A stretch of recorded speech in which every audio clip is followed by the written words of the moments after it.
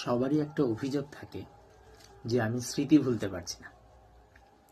হয়তো সেটা খারাপ স্মৃতি, যেটা আমাকে দুঃখিত করে তুলছে।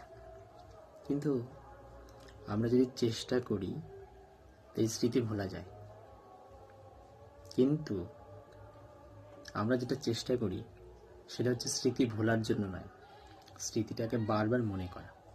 বারবার মনে করলে আমাদের ব্রেন কি করবে? কোনো একটা বিষয় যদি আমি বারবার মনে করি, তাহলে সেটা আমার সাবকনসিয়াস মাইন্ডে সেটা স্টোর হবে। তাহলে আমি স্মৃতিটা ভুলবো কি করে? তাহলে স্মৃতি আমি ভুলতে পারবো না। আমি ভোলার চেষ্টা করলে ভুলতে পারবো না।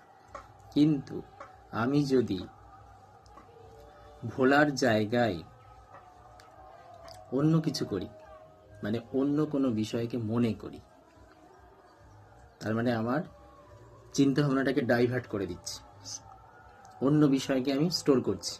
কনসিয়াস মাইন্ড থেকে সাবকনসিয়াস মাইন্ডে স্টোর হচ্ছে। তখন কি হয়? তখন যে বিষয়টা আমি ভুলতে চাইছি সেটা আমি আস্তে আস্তে ভুলে যেতে পারি। এর জন্য আলাদা করে চেষ্টা করতে হয় না। শুধুমাত্র অন্য বিষয়ে আমি মনটাকে যদি কনভার্ট করতে পারি বা ডাইভার্ট করতে পারি, তাহলে আমার স্মৃতি এমনিই ভুলে যাব আমি। কিন্তু আমরা সেটা না করে বারবার যে বিষয়টা ভোলার চেষ্টা করি সেটাই বারবার মনে করি। আর মনে করতে থাকলে তো আমার ব্রেনের মধ্যে সেটা স্টোর হবে।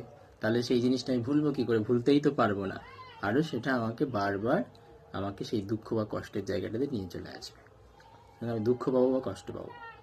আর যদি সেটা সুখের স্মৃতি হয় তো খুব ভালোই তো, তাহলে আপনি আনন্দই পাবেন।